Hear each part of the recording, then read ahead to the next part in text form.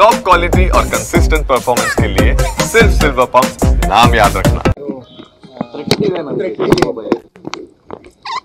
ಅದೇ ಹೊಸ ವಿಚಾರ ಏನಲ್ಲ, ನಾನು ಅದನ್ನು ಮುಚ್ಚಿಟ್ಟಿದ್ದೆ.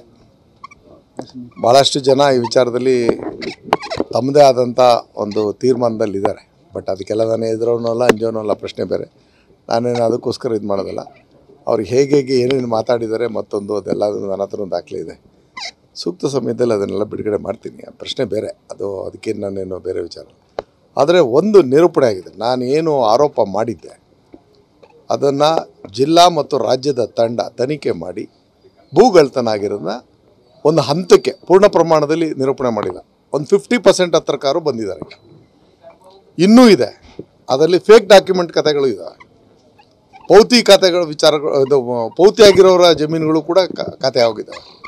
ಆ ಥರದ್ದು ಇನ್ನೂ ನಾನು ಅದನ್ನು ಬಿಡೋದಿಲ್ಲ. ಅದ್ರ ಪೂರ್ಣ ದಡ ಮುಟ್ಸೋ ತನಕ ನಾನಂತೂ ಸುಮ್ಮನೆ ಕೂರೋದಿಲ್ಲ. ಈಗ ಪೂರ್ಣ ಪ್ರಮಾಣ ಟೋಟಲ್ ಮಾಡೋದಕ್ಕೆ ಅದನ್ನು ನಿರೂಪಣೆ ಆದಮೇಲೆ ಮಾತಾಡಬೇಕು. ನನಗೆ ದೂರುಗಳು ಬಂದ ಆಧಾರದ ಮೇಲೆ ಹಲವಾರು ಪ್ರಕರಣಗಳು, ಇದೇನು ಒಂದೆರಡಲ್ಲ, ಈಗ ಸಿಕ್ಕಿರೋದೇ 800 ಎಕರೆ ಆದಮೇಲೆ ನಾನು ಆರೋಪ ಮಾಡಿದ್ದು 2,500 ಎಕರೆ. ಅದರಲ್ಲಿ ಜಿನಿಯನ್ ಎಷ್ಟು ಅಥವಾ ನಿಜವಾಗ್ಲೂ ಫೇಕ್ ಎಷ್ಟು ಅನ್ನೋಂಥದ್ದು ಇತ್ಯರ್ಥ ಆಗಬೇಕಲ್ಲ. ಒಂದು ಅಂಶ ನಾನು ಹೇಳ್ತಾ ಇರ್ತಕ್ಕಂಥದ್ದು, 800 ಎಕರೆ ಸಿಕ್ಕಿರ್ತಕ್ಕಂಥದ್ದು ಸತ್ಯ ಆಗಿದೆ. ಈಗ ಅದಕ್ಕೆ ಸಂಬಂಧಿಸಿದಂಥ ಅಧಿಕಾರಿಗಳ ಸಸ್ಪೆಂಡ್ ಆಗಿದೆ. ತನಿಖೆ ಇನ್ನೂ ಮುಗ್ದಿಲ್ಲ. ಈ ಹಂತದಲ್ಲಿ ನಾನು ಬೇರೆ ಮಾತಾಡೋದು ಅಷ್ಟೊಂದು ಸಮಂಜಸ ಅಲ್ಲ.